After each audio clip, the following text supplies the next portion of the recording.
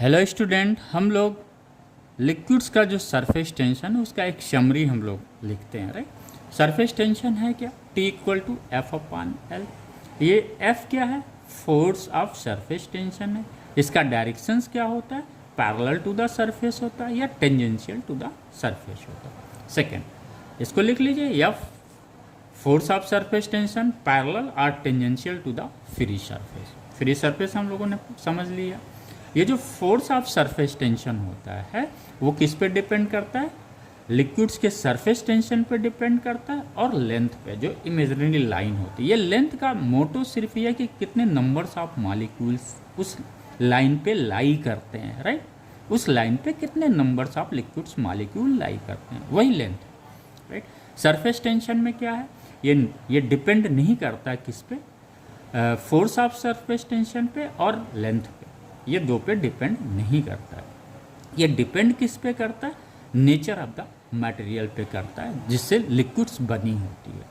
Nature of material of the liquid लिख सकते हैं आप, T depends upon nature of material of liquids. एक तो इस पे डिपेंड करता है। दूसरा, अगर टेम्परेचर सेम है, टेम्परेचर में अगर चेंज नहीं किया जाता है तो लिक्विड्स का जो सरफेस टेंशन होगा वो हमेशा सेम रहेगा। लेकिन अगर हम टेम्परेचर चेंज करेंगे तो लिक्विड्स का सरफेस टेंशन चेंज होगा।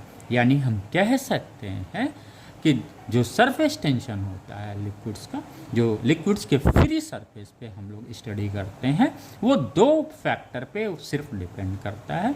पहला फैक्टर हो गया किस पे, nature of material of the liquids पे डिपेंड करता है। दूसरा, टेम्परेचर ऑफ द लिक्विड्स पे डिपेंड करता है। अगर हम टेम्परेचर चेंज करेंगे लिक्विड्स का तो उसका सरफेस टेंशन भी क्या होगा, चेंज होगा।